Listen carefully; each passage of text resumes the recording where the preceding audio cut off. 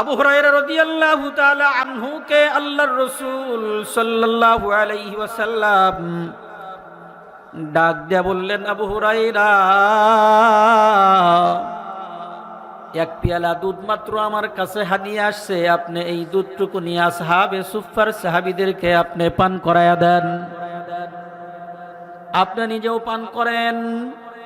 সাহাবী আবু হুরায়রা রাদিয়াল্লাহু তাআলা আনহু এক পেয়ালা দুধ মাত্র হাতের ভিতরে নিলেন, তাকায়া দেখে মাত্র অল্প দুধ পেয়ালার ভিতরে আছে। মনে মনে চিন্তা করে, এক পেয়ালা দুধ দিয়া আমি কেমনে ৭০ জন সাহাবীদের মধ্যে বন্টন করে দিব। আবু হুরায়রা রাদিয়াল্লাহু তাআলা আনহু একবার চিন্তা করে, না না না, এই মাত্র দুধ দিয়া এতগুলো সাহাবীদের ভিতরে খাবারের ব্যবস্থা হবে না।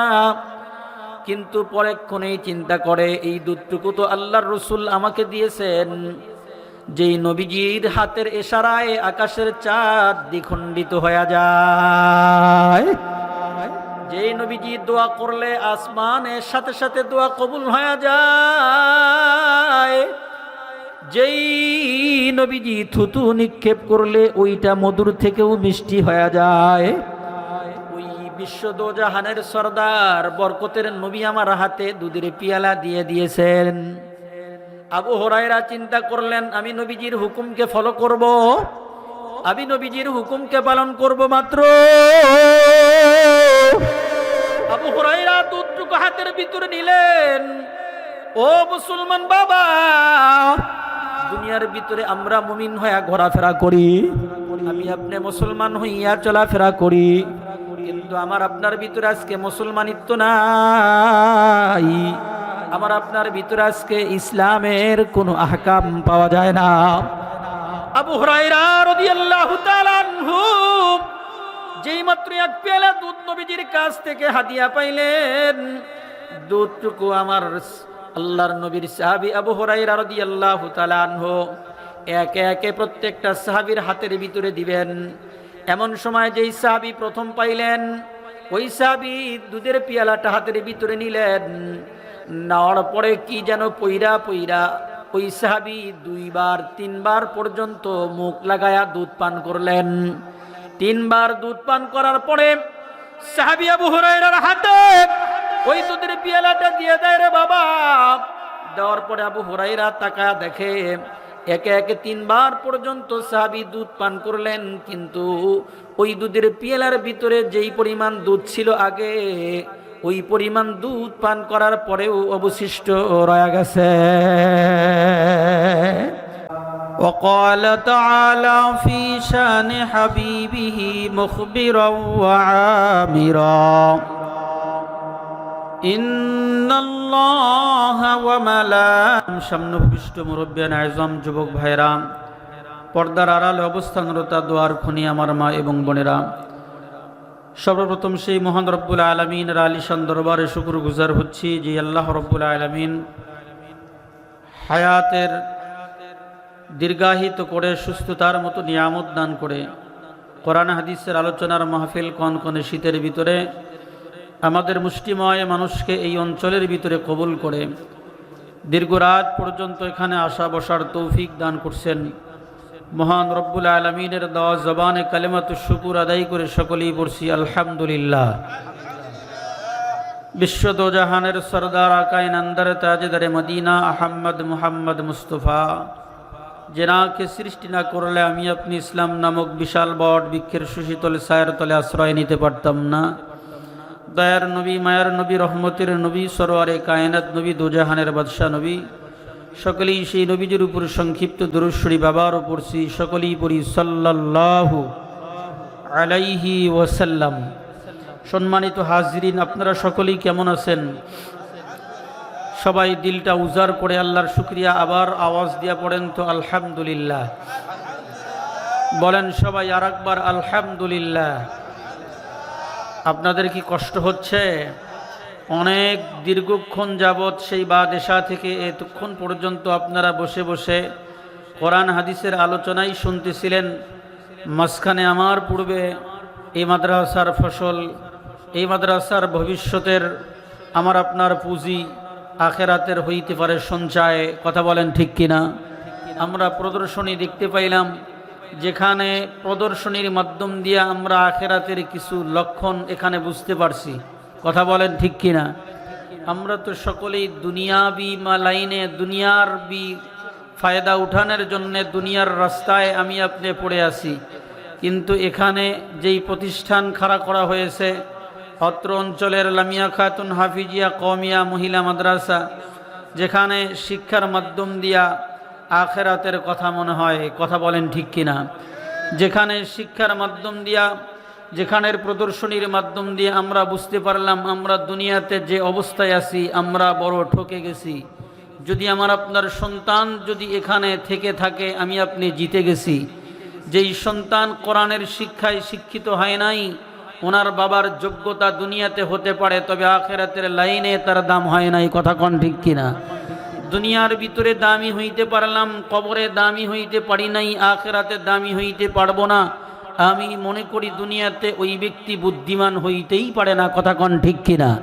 দুনিয়াতে বুদ্ধিমান ওই ব্যক্তি যে দুনিয়াতে থেকে আখেরাতের কথা ভাবনা চিন্তা করে। কথা কোন ঠিক কিনা? ওই সমস্ত ভাগ্যবান আব্বা আম্মাকে ধন্যবাদ জানাই, স্বাগতবাদ জানাই। আমি তাদের জন্য দোয়াও করে যাই, যেই সমস্ত মায়ের সন্তানেরা, যেই সন্তানেরা দুনিয়ার ভিতরে যা কিছুই করুক না কেন আল্লাহর নাম স্মরণ করেই করে। কথা কোন ঠিক কিনা? ওই সমস্ত সন্তানরাই ধন্য, ওই সমস্ত সন্তানরাই ভাগ্যবান, ওই সমস্ত সন্তানরাই আখেরাতের ফসল, যারা দুনিয়াতে থেকে আখেরাতের কথা বলে। কথা কোন ঠিক কিনা? এই মাদ্রাসার ভিতরে আখেরাতের সঞ্চয় আছে না নাই? বলেন সবাই, আছে না নাই? যেখানে নাকি কোরআন পড়ানো হয়, আল্লাহর পিয়ারা হাবিব মুহাম্মদুর রাসূলুল্লাহ সাল্লাল্লাহু আলাইহি ওয়াসাল্লাম বলেন, যে নাকি কোরআন পড়ে সে নাকি আল্লাহর সাথে কথা বলে। সুবহানাল্লাহ বলেন। যে নাকি কোরআন পড়ে ও নাকি আল্লাহর সাথে কথা বলে। দেখবেন মাদ্রাসার ছাত্র বলেন আর ছাত্রী বলেন, যারা এই কোরআন শরীফ পড়ে আর ধোলে, পড়ে আর ধোলে, একবার সামনের দিকে ঝুঁকে যায় আবার পিছনের দিকে যায়, একবার সামনের দিকে যায় আবার পিছনের দিকে যায়, এমন হয় কি হয় না? আপনারা দেখছেন না? মাদ্রাসার ছাত্র অথবা ছাত্রীরা কোরআন পড়ে আর ধোলে, আছে না? আছে না? আছে। আমাদের আকাবের হযরত ওলামায়ে কেরাম, ওনারা বুজুর্গরা বলেন যে বান্দা যখন কোরআন শরীফ পড়ে তখন আল্লাহ পাক কুদরতি হাত ওই বান্দা ওই বান্দির পিঠের উপর কুদরতি হাত বুলায়া দেয়। জোরে কোন সুবহানাল্লাহ। আল্লাহর কুদরতি হাতের বরকতে বান্দা নিচের দিকে ধরে যায়, আবার আল্লাহ পাক কুদরতি হাতটা তুলে নেয়, আবার বান্দার হাতটা আল্লাহর কুদরতি হাতটা রেখে দেয়, বান্দা নিচের দিকে ঢুকে যায়। যতক্ষণ বান্দা নাকি কোরআন পড়ে, যতক্ষণ হাফেজা বান্দি নাকি কোরআন পড়ে, ততক্ষণ আল্লাহ পাক তার কুদরতি হাত, বরকতি হাত, রহমতি হাত ওই বান্দা বান্দির উপরে থাকেই। জোরে কোন সুবহানাল্লাহ। এমন বরকতি হাত, এমন বরকতি জবান, যেই সন্তানটা শিক্ষা অর্জন করে বাড়িতে কোরআন শরীফ পড়ে, ওই বাড়িতে আল্লাহর রহমতের সকিনা নাজিল হইতে থাকে।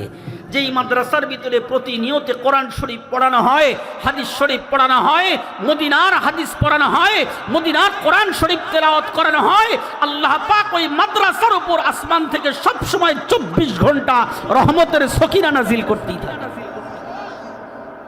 এবার বলেন, এই মাদ্রাসা তাইলে আমার আপনার ফায়দা না ক্ষতির কারণ? জোরে বলেন, লাভের কারণ না ক্ষতির কারণ? এখানে আসার দ্বারা আমার আপনার খুশি না বেজার? কারা কারা খুশি? দুইটা হাত তোলেন তো, একটু তাকবীর লাগান, লিল্লাহে তাকবীর। আগেই না, হাত নামাইবেন না। খুশি হইলে মানুষের আওয়াজ জোরে হয় না আস্তে হয়? নির্বাচনের সময় চা, এক কাপ চার দাম মাত্র 5 টাকা, যে পরিমাণ গর্জন দেয় মনে হয় ভাঙ্গা ফেলাইব। কথা কোন ঠিক কিনা? আছে না এমন মানুষ? আছে না নাই?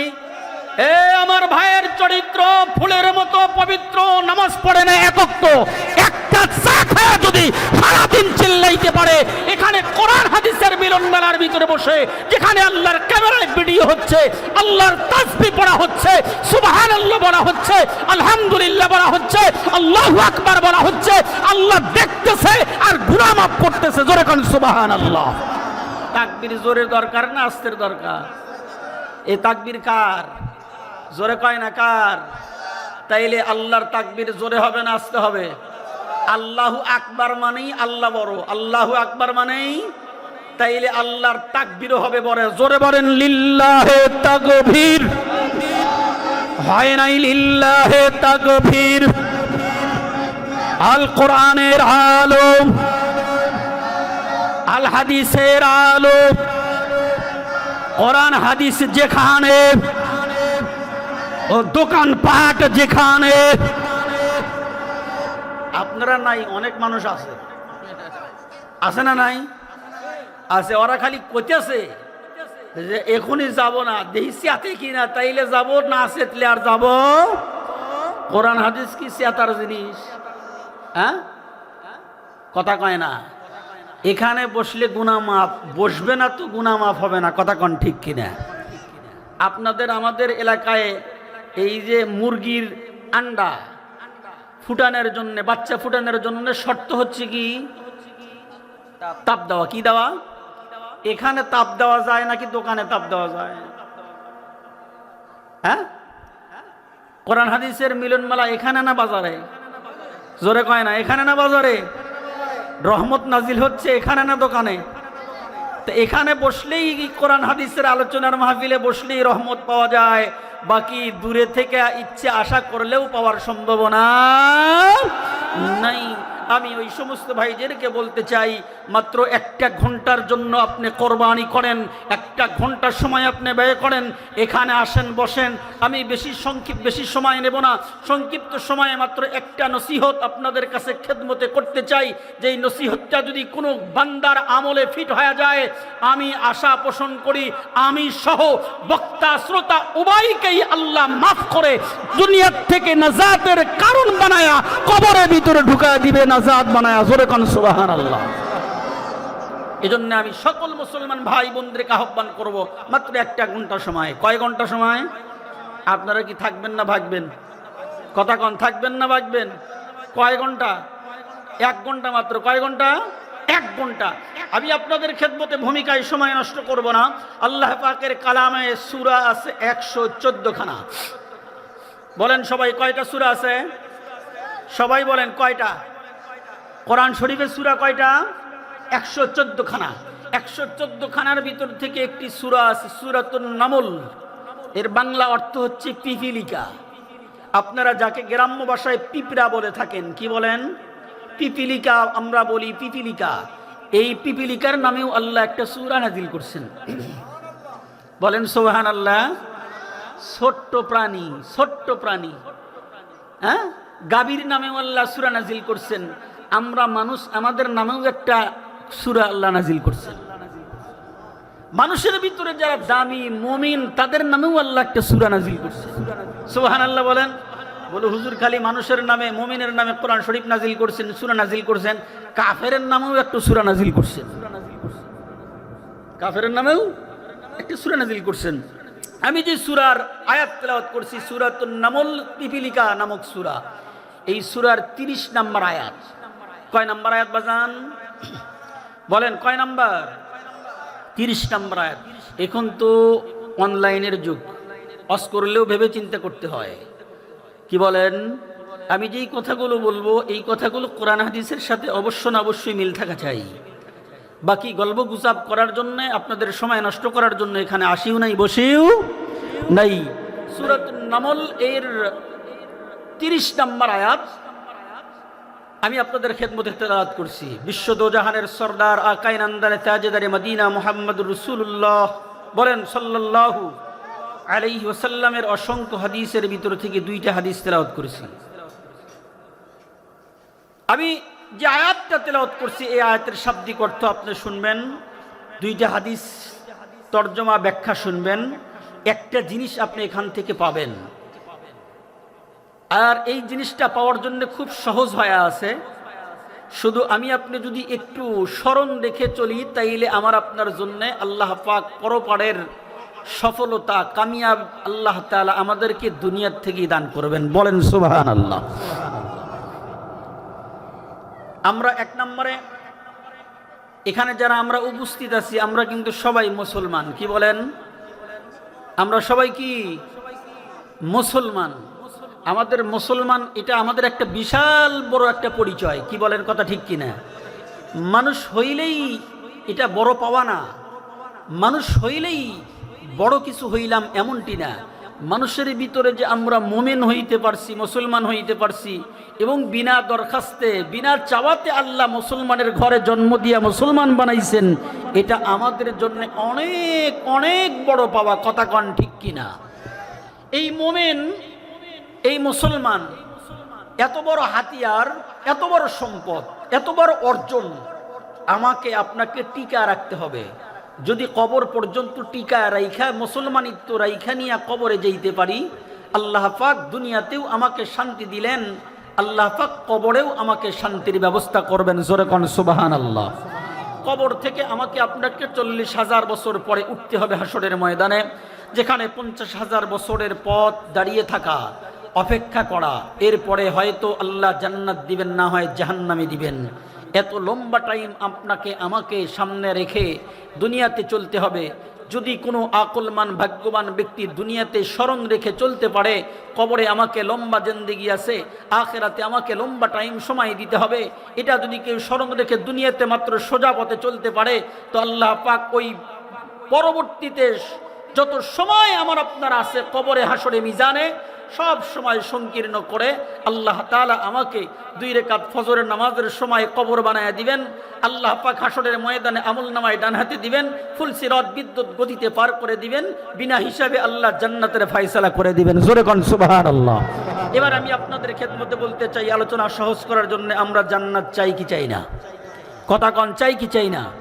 জান্নাত যেহেতু চাই, জান্নাতের ফর্মুলার যতগুলো আহকাম আছে, 5 ওয়াক্ত নামাজ এমন কোনো মানুষ নাই যে জানে না, এমন কোনো মানুষ নাই যে জানে না 5 ওয়াক্ত নামাজ না পড়লে জান্নাত পাওয়া যায় না, এমন কোনো মানুষ নাই যে বোঝে না নামাজ না পড়লে দামি হওয়া যায় না, এমন কোনো মানুষ নাই যে জানে না দুনিয়ার ভিতরে যেই কাজটাই করি না কেন আল্লাহর হুকুম নবীর তরিকা ছাড়া করলে আল্লাহ খুশি হয় না। কথা কোন ঠিক কিনা? তবে তার ভিতর থেকে যেই কাজগুলো করলে আল্লাহ খুশি হয়, যেই কাজগুলো করলে আল্লাহ শান্তি পায়, আল্লাহ তাআলা আমাকে শান্তি দেয়, ওই কাজগুলোর ভিতরে একটি কাজ, ওই কর্মগুলোর ভিতরে একটি কর্ম, ওই দামি কাজের ভিতরে একটি কাজ, দামি আমলের ভিতরে একটি আমল, যেই আমলটা এই আল্লাহ পাক সূরাতুন নামলের 30 নম্বর আয়াত আল্লাহ তাআলা বলে দিয়েছেন। আমার সাথে আপনারা সবাই পড়েন, ইন্নাহু মিন সুলাইমানা ওয়া ইন্নাহু বিসমিল্লাহির রাহমানির রহিম। এই আয়াতের ভিতরে আল্লাহ রাব্বুল আলামিন এই আয়াতটা নাজিল করছেন। হযরত সুলাইমান আলাইহিস সালাতু ওয়াস সালাম উনি একটা চিঠি লিখছিলেন রানী বিলকিসের কাছে। কার কাছে? রানী বিলকিসের কাছে একটা চিঠি লিখছিলেন। ওই চিঠিটার শুরুতে লিখছিলেন এই আয়াত। জোরে কোন সুবহানাল্লাহ। চিঠির শুরুতে কি লিখছিলেন? ইন্নাহু মিন সুলাইমান ওয়া ইন্নাহু বিসমিল্লাহির রহমানির রহিম। চিঠির শুরুতে লিখছিলেন। লেখা ওই চিঠিটা হুদহুদ পাখির কাছে দিয়েছিলেন। হুদহুদ পাখি এইটা নিয়ে রানী বিলকিসের কাছে পেশ করছিলেন।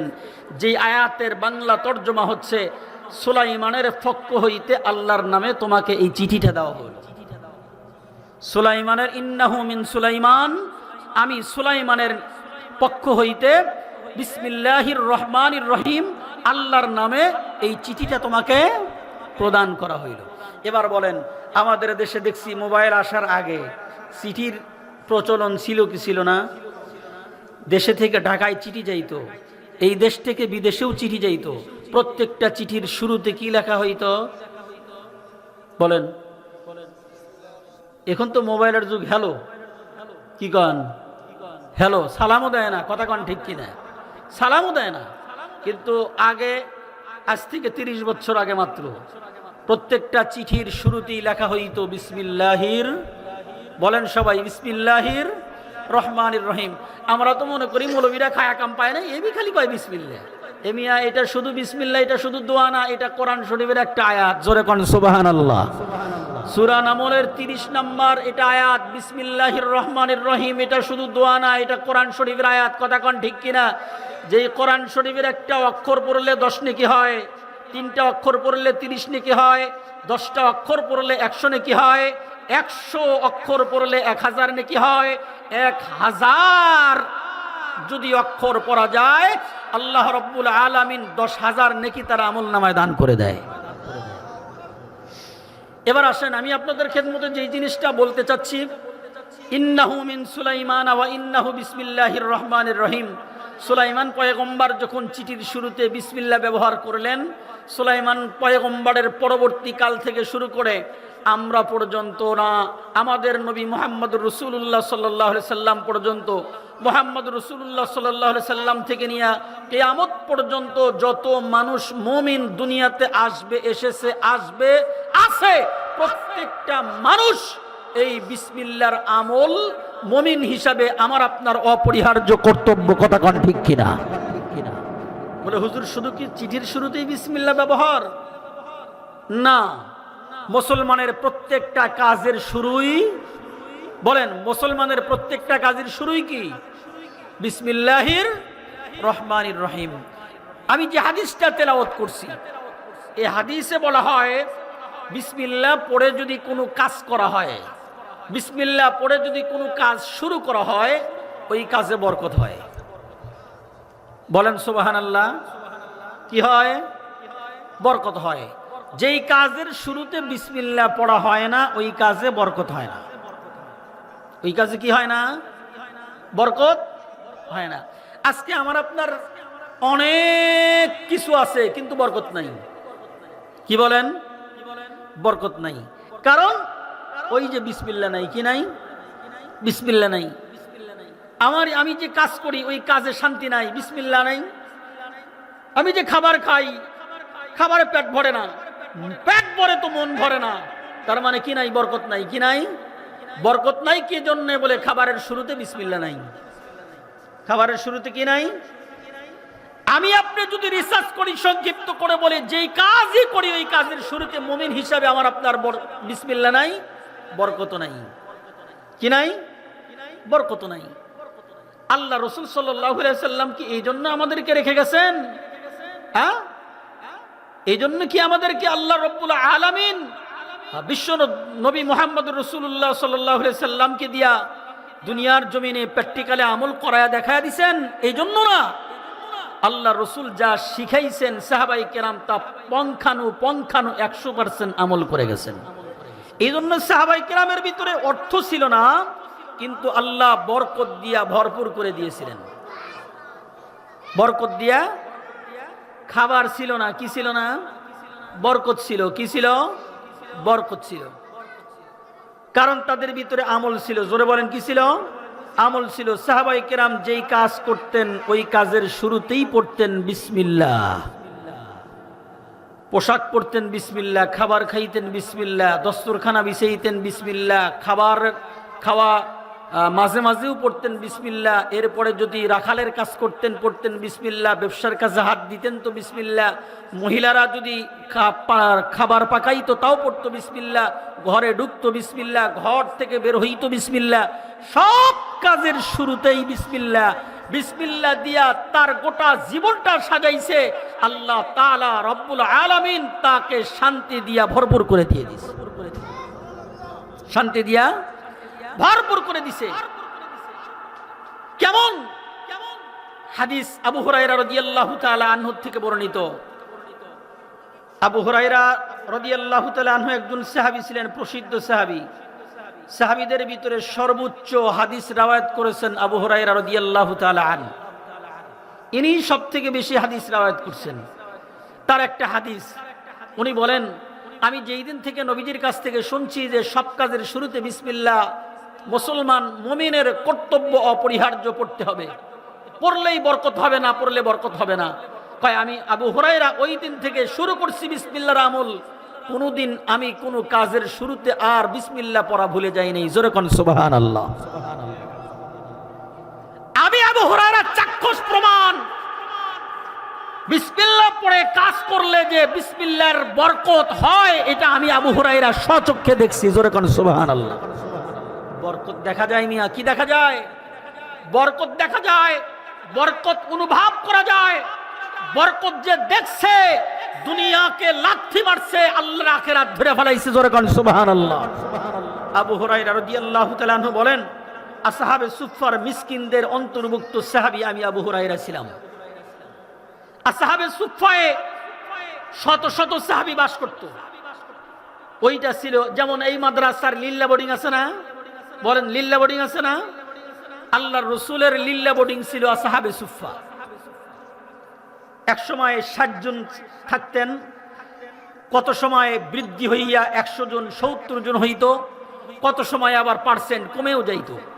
আবু হুরায়রা বলে একদিনের ওয়াকিয়া, একদিনের ঘটনা। আবু হুরায়রা বলে আমি যেই দিন স্বচক্ষে আল্লাহর বিসমিল্লাহর বরকত দেখছি, ওই দিনও আসহাবে সুফফায় লিল্লা বোর্ডিং এর ছাত্র সাহাবী ছিলাম আমরা 70 জন। জোরে বলেন কয়জন? বলেন কয়জন? 70 জন সাহাবী আমরা ছিলাম। কিন্তু এই 70 জন সাহাবীদের ভিতরে খাবারের ব্যবস্থা ছিল না। ওয়ালাইকুম আসসালাম। লিল্লা বোর্ডিং এ খাবার নাই। বলেন কি নাই? আমার দিকে খেয়াল করেন, লিল্লা বোর্ডিং এ কি নাই? খাবার নাই। আমাদের মাদ্রাসায় মাঝে মাঝে এইগুলো হয়, হঠাৎ করে খাবার থাকে না। এই মাদ্রাসাগুলো চলে মানুষের অনুদানে, কিচ্ছু নাই, কিন্তু হঠাৎ করে দেখা যায় কোনো এক আল্লাহর বান্দা অনেক কিছু নিয়ে এসে দিয়ে দেয়। কথা কোন ঠিক কিনা? আসহাবে সুফফার অন্তর্ভুক্ত লিল্লা বোর্ডিং এ মাত্র 70 জন সাহাবী ওই দিন ছিল। খাবারের ব্যবস্থা নাই। আল্লাহর রাসূলের কাছে খবর চলে গেছে, ওগো রাসূল, আজকে এই সন্ধ্যা পর্যন্ত এই আসহাবে সুফফার সাহাবীরা সবাই কিন্তু অনাহারে আছে। রাত পার হয়ে গেছে, সকাল হয়ে গেছে, খাবারের কোনো ব্যবস্থা হয় নাই। এতগুলো সাহাবীর খাবার কেমনে ব্যবস্থা করবে? পরের দিন দেখা গেল একজন মহিলা এক পিয়ালা মাত্র দুধ নিয়ে এসে, এক পিয়ালা দুধ নিয়ে এসে আল্লাহর রাসূলের কাছে হাদিয়া দিছে। আল্লাহর রাসূল সাল্লাল্লাহু আলাইহি ওয়াসাল্লাম ওই এক পিয়ালা দুধ আবু হুরায়রাকে ডাক দিয়ে বলতেছেন, আবু হুরায়রা, এই এক পিয়ালা দুধ সকল সাহাবীদেরকে তুমি খাওয়ায়া দাও। সুবহানাল্লাহ বলেন। এবার বলেন ওই লিল্লা বোর্ডিং এ সাহাবী সুফফায় কয়জন আছে? কয়জন? 70 জন। খাওয়া না না খাওয়া? না খাওয়া, তাও বেশি না খাওয়া, 2 দিনের না খাওয়া। কয় দিনের না খাওয়া? 2 দিনের না খাওয়া। আমার মুসলমান বাবারা, আবু হুরায়রা রাদিয়াল্লাহু তাআলা আনহু কে আল্লাহর রাসূল সাল্লাল্লাহু আলাইহি ওয়াসাল্লাম ডাক দিয়া বললেন, আবু হুরায়রা, এক পেয়ালা দুধ মাত্র আমার কাছে হাদিয়া আসছে, আপনি এই দুধটুকু নিয়ে আসহাবে সুফফার সাহাবীদেরকে আপনি পান করায়া দেন, আপনি নিজেও পান করেন। সাহাবী আবু হুরায়রা রাদিয়াল্লাহু তাআলা আনহু এক পেয়ালা দুধ মাত্র হাতের ভিতরে নিলেন, তাকায়া দেখে মাত্র অল্প দুধ পেয়ালার ভিতরে আছে।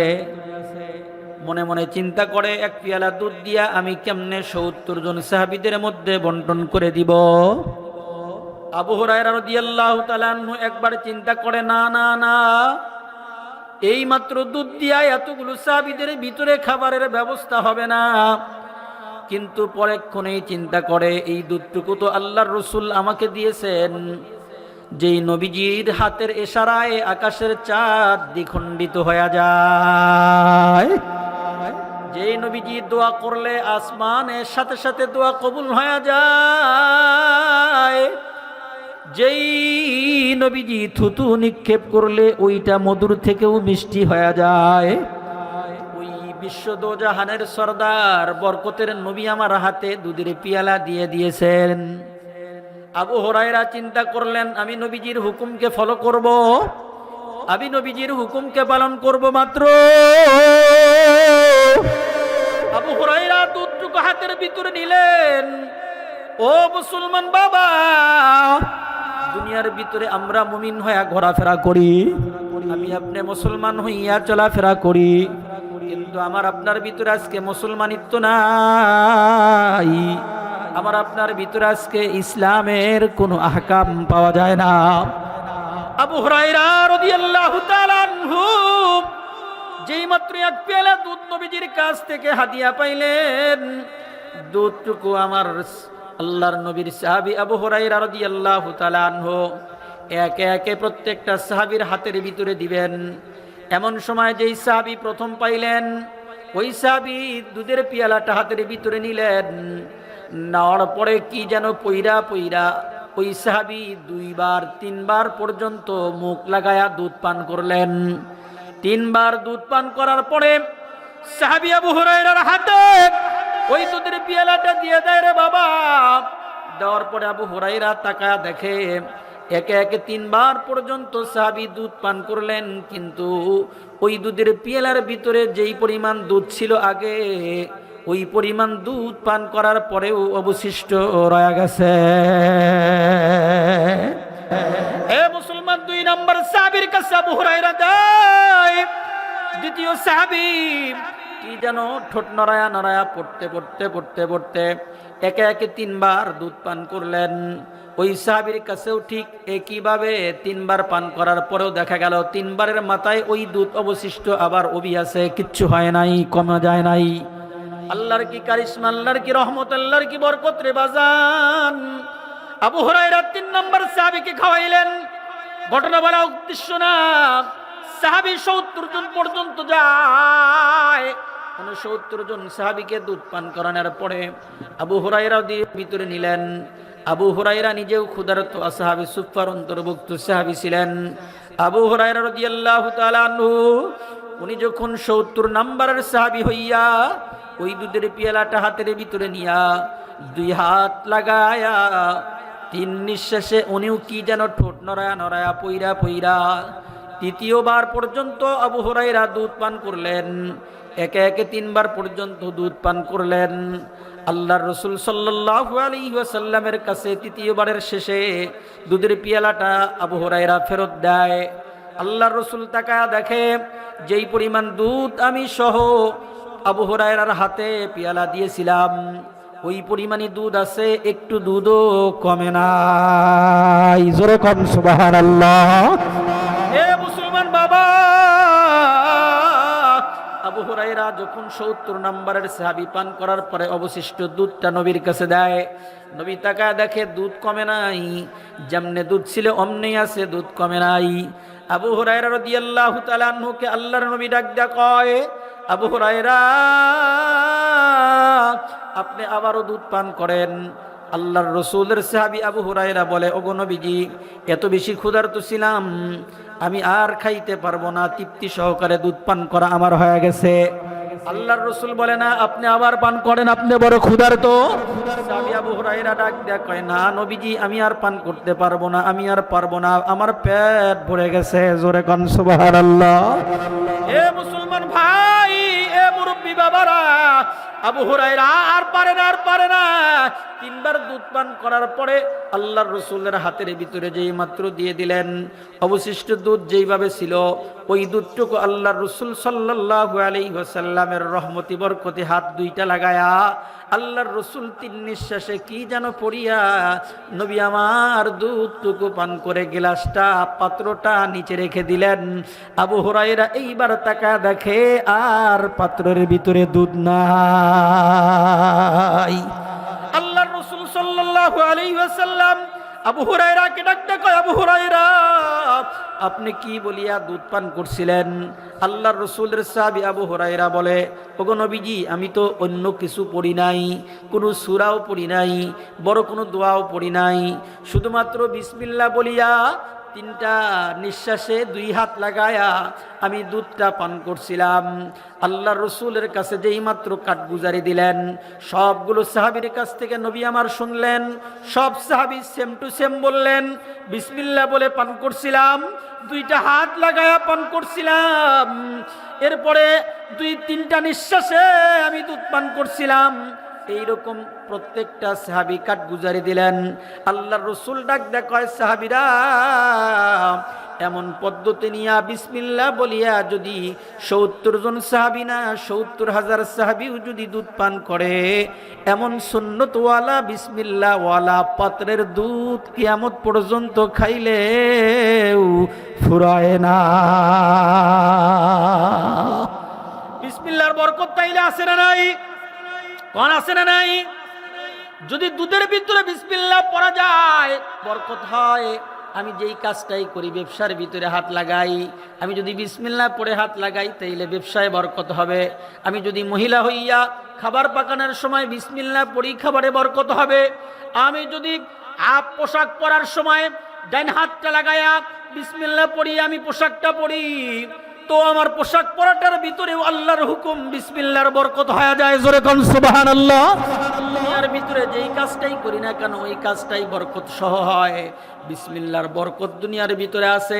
শুধু বরকত না রে বাবা, বরকত না, আল্লাহর রাসূল সাল্লাল্লাহু আলাইহি ওয়াসাল্লাম বলেন দুনিয়ার ভিতরে এই বিসমিল্লাহ পড়লে যেমন বরকত হয়, এটা কোরআন শরীফের আয়াত পড়ার কারণে প্রত্যেকটা অক্ষরের বিনিময়ে আল্লাহ 10 করে নেকি তার আমলনামায় দান করিয়া দেয়। যেই দিন থেকে সাহাবায়ে কেরাম শুনছে, সাহাবীরা শুনছে দুনিয়ার ভিতরে যেই কাজ করা যায় ওই কাজ বিসমিল্লাহ সহ করতে হবে। দুনিয়ার জমিনে সাহাবীরা বিসমিল্লাহ ছাড়া কোনো কাজ করে নাই। সব সাহাবীরা বিসমিল্লাহর আমল নিয়ে কাজ করছেন। সব সাহাবীরা কাজের শুরুতে বিসমিল্লাহ ব্যবহার করছেন, বিসমিল্লাহ ব্যবহার করছেন। ইমাম রাজি রহমাতুল্লাহি আলাইহি উনি তাফসিরে কাবীরের ভিতরে সুন্দর করে বিসমিল্লাহর একটা ঘটনা উল্লেখ করছেন।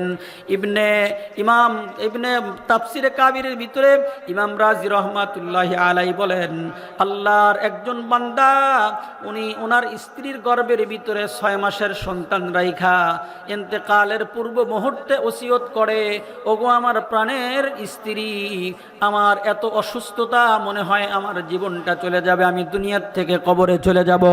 তবে তোমার গর্ভের ভিতরে যেই সন্তানটা ভবিষ্যতের বাণী আসতেছে এই সন্তান তো আমার দেখার ভাগ্য হলো না, নসিব হইল না। তবে আমি একটা ওসিয়ত করে যাই, এই সন্তানটা পেটের ভিতর থেকে দুনিয়ার জমিনে যেই দিন ভূমিষ্ঠ হবে, আস্তে আস্তে বড় হবে, আমার সন্তানটা যখন আস্তে আস্তে বড় হবে, যখন প্রাপ্তবয়স্ক 5-7 বছর বয়স হবে, আমি ওসিয়ত করে গেলাম আমার এই সন্তানটাকে একটা নুরানি মাদ্রাসার মক্তবের ভিতরে ভর্তি করায়া দিবা। জোরে কোন সুবহানাল্লাহ। এ মুসলমান বাবা, এ দামকল এলাকার মা, খেয়াল করে শুনি রে বাবা, আল্লাহর পয়গম্বর সাল্লাল্লাহু আলাইহি ওয়াসাল্লাম কেমন সাহাবী তৈরি করে গেছেন। ওই সাহাবীদের আদর্শ যারা লালন করবে তারাও সাহাবীদের মতো দামি হয়ে যাবে। সাহাবী হওয়া সম্ভব হবে না, তবে সাহাবীদের মতো দামি হইয়া বান্দা কবরে চলে যাবে। সাহাবীদের মতো যদি দামি হইয়া আমি আপনি কবরের ভিতরে যাই, ওই কবরটা জান্নাতের বাগান হয়ে যায়। জোরে কোন সুবহানাল্লাহ। ইমাম রাজি রহমাতুল্লাহি আলাইহি বলে, ও দুনিয়ার মুসলমানেরা, বিসমিল্লাহর বরকতের কথা ইমাম রাজি রহমাতুল্লাহি আলাইহি লিখতে গিয়া উনি বলেন ওই মাসুম বাচ্চার বাবা ভবিষ্যৎবাণী করে গেছেন, ওসিয়ত করে গেছেন, আমার সন্তান ডেলিভারি হইলে, ভূমিষ্ঠ হইলে 5-7 বছর যখন বয়স হয়ে যাবে এলাকার নুরানি একটা মক্তবের ভিতরে ভর্তি করায়া দিবা। যেমন আপনাদের অঞ্চলের ভিতরে এটা একটা নুরানি মাদ্রাসা, যেখানে পুরুষ শাখাও আছে, মহিলা শাখাও আছে, কথা কন ঠিক কি না? ওই বাচ্চাটাকে একটা নুরানি মাদ্রাসার ভিতরে ভর্তি করানোর ওসিয়ত কইরা বাবা ইন্তেকাল কইরা কবরে চলে যায়। 6 মাস পরে সন্তানটা ডেলিভারি হয়।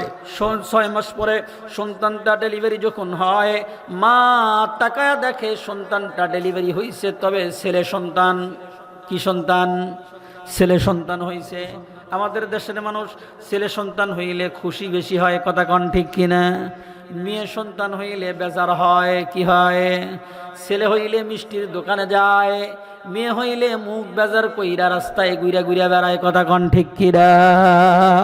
অথচ আল্লাহর রাসূল বলছেন যার ঘরের ভিতরে একটা কন্যা সন্তান আল্লাহ দান করছে তাকে আল্লাহ একটা জান্নাত দান করছে। জোরে কোন সুবহানাল্লাহ। যাকে আল্লাহ 2টা কন্যা দান করছে তাকে আল্লাহ 2টা জান্নাত দান করছে। জোরে কোন সুবহানাল্লাহ। এ মুসলমান বাবা, আমি আপনি মেয়ে হইলে বেজার হই, মেয়ে বিয়ে হইলে বেজার হওয়ার কিচ্ছু নাই। আজকে দেখেন আপনাদের এই মাদ্রাসার একজন মহিলা, শাখার একজন মহিলা কোরআনের হাফেজ হইছে, হাফেজা হইছে, পুরা কোরআন শরীফ মুখস্থ করে ফেলাইছে। কত বড় ভাগ্যবান ওই মায়ের মা, কত বড় ভাগ্যবান ওই মায়ের বাবা, যেই বাবার মেয়েটা কোরআনের হাফেজ হইল রে বাবা, যেই বাবার মেয়েটা কোরআনের হাফেজা হইল, দুনিয়ার দুনিয়ার জমিনে যদিও তাই গরিব হইতে পারে, তবে আল্লাহর বান্দা যখন কবরে চলে যাবে, আল্লাহর বান্দি যখন কবরে চলে যাবে, ওই মহিলাটা যখন কোরআন শরীফ পইরা পইরা আব্বা আর আম্মার জন্য দোয়া কইরা দিবে, প্রত্যেকটা অক্ষরের বিনিময়ে 10টা করে নেকি আল্লাহ ওই হাফেজ আমার আব্বা আমার কবরে পৌঁছায়া দিবে। জোরে কোন সুবহানাল্লাহ। এ বাবা, দুনিয়ার জমিন থেকে আমি আর আপনি কবরে যাব, কথা কোন ঠিক কিনা? কবর আমার আপনার জন্য অপেক্ষা করতে আছে। ওই কবরের ভিতরে কাউকে আল্লাহ ছাড় দিবে না, ছাড় দিবে না। যে কবরের বাতি নাই, যেই কবরের সাথী নাই, যেই কবরে বন্ধু নাই, যেই কবরের বান্ধব নাই, ওই কবরের ভিতরে আমাকে আপনাকে একা রাখবে, একা রাখবে। উপর দিকে তাকাইবেন শুধু বাঁশের খাঁচা, নিচের দিকে তাকাইবেন শুধু মাটির বিছানা।